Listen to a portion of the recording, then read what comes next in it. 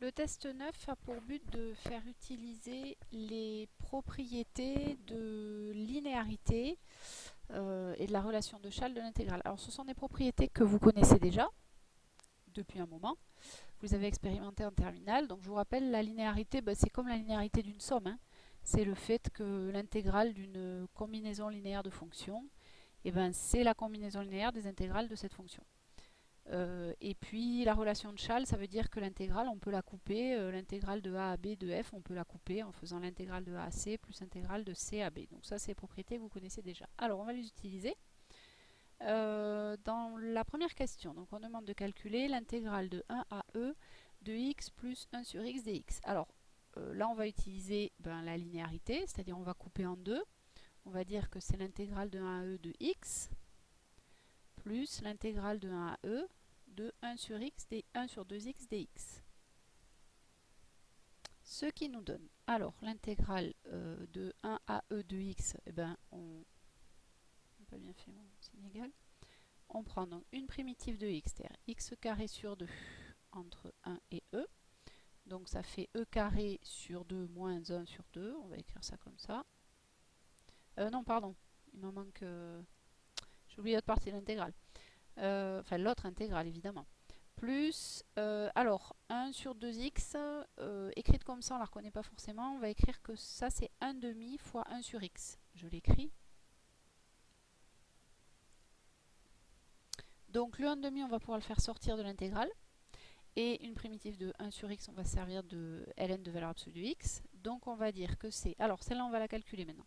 Ça fait e carré sur 2 moins 1 sur 2 plus 1 demi de, alors, ln de valeur absolue de x entre 1 et e. Ce qui nous fait, alors, e carré sur 2 moins 1 demi plus 1 demi facteur de ln de valeur absolue de e, ça fait ln de e, donc c'est 1, moins ln de valeur absolue de 1, c'est-à-dire ln de 0, ça fait 0. Bon, allez. Hop, je l'écris. Donc ça fait e carré sur 2 moins 1 demi plus 1 demi, ça fait e carré sur 2. Voilà pour la première. Ensuite, alors, calculer la somme. Alors là, c'est une somme d'intégrale. C'est-à-dire une somme de sommes, en fait. Bon, enfin, ça vous verrez plus tard. Donc, la somme de k égale à n de l'intégrale de k à k plus 1 de 1 sur t dt. Alors, on va dire que là, on va utiliser la relation de Schall. Parce que, en fait, cette somme, si on regarde, je vous l'écris, après on l'écrira plus, mais c'est pour que vous vous rendiez compte. Cette somme, c'est l'intégrale de 1 à 2 de 1 sur t dt, plus l'intégrale pour k égale 2, ça donne de 2 à 3 de 1 sur t dt, plus etc. Plus l'intégrale de n-1 à n de 1 sur t dt. Donc en fait, avec la relation de Schall, l'intégrale de 1 à 2 plus celle de 2 à 3, c'est l'intégrale de 1 à 3, etc., etc. Donc au final, ça, c'est ni plus ni moins que l'intégrale de 1 à n de 1 sur t dt. On s'est débarrassé de la somme parce qu'on utilisait la relation de Schall. Primitive de 1 sur t sur 1n, enfin sur 1 plus l'infini d'ailleurs, c'est ln de valeur absolue de t. Donc ça nous donne ln de valeur absolue de t entre 1 et n. Comme c'est quelque chose de 1 et n sont positifs, ça nous donne ln de n moins ln de 1, c'est-à-dire ln de n. Voilà. Ensuite, est-ce que j'ai pas dit une bêtise? Ah non, j'ai dit une bêtise ici. La dernière, c'était pour k égale n. Alors j'ai fait une bêtise. Donc ma borne ici, elle n'est pas bonne. C'est de n à n plus 1. Parce que pour k égale n, ici ça vaut n, mais ici ça vaut n plus 1. Et alors vous voyez, ça change. Alors bon, oui, ça change un peu quand même. Parce que comme ma borne change, ici, donc je le réécris, c'est du ln de n plus 1 moins ln de 1. Donc ln de n plus 1. Voilà. Et éventuellement, tiens, ça par exemple, c'est une série. Et elle diverge. Voilà, parce que si n tend vers plus l'infini, ce truc-là, ça tend vers plus l'infini. Donc c'est une série divergente. Voilà, on peut fabriquer des séries d'intégrales aussi. C'est rigolo. La question 2. Alors, c'est une suite définie par une intégrale avec une suite de fonctions à l'intérieur. Voilà, quand n change de valeur, x puissance n change de valeur, enfin n change de valeur, et donc vous avez une suite de fonctions. C'est très très courant en mathématiques, les études de suites définies par des suites de fonctions, enfin par des intégrales de suites de fonctions. Bon, voyons ce que ça donne ici. Donc il faut montrer que in plus 1 est égal à 1 sur n plus 1 pour tout n entier naturel. Alors, eh ben, on regarde ce que c'est que in plus 1.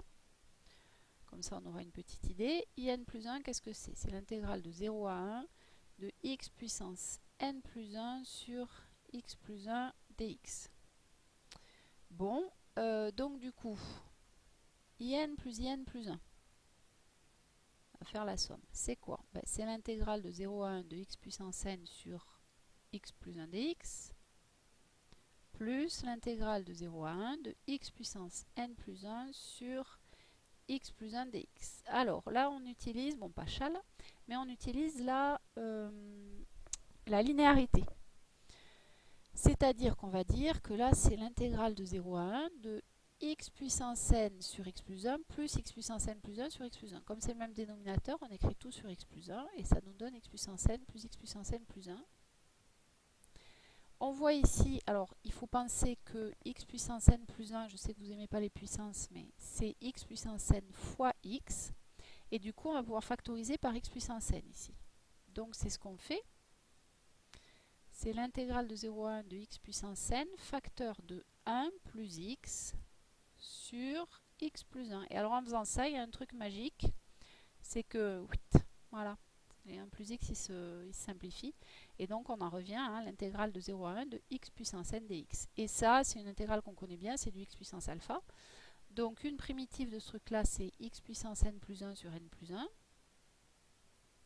Entre 0 et 1. Et donc quand on fait le calcul, ça fait, alors 1 puissance n plus 1, ça fait 1, sur n plus 1, moins 0 sur n plus 1, ce qui fait 0. Donc on a bien démontré que i indice n plus i indice n plus 1, c'était bien 1 sur n plus 1. Ensuite, ah ben non, c'est tout. Il n'y a pas d'autre chose à calculer, voilà. Bon, bah donc on a fait le calcul avec la linéarité. Donc voilà l'utilisation de la linéarité de l'intégrale et de la relation de Chasles. Voilà, maintenant on va voir quelques autres propriétés de l'intégrale assez importantes.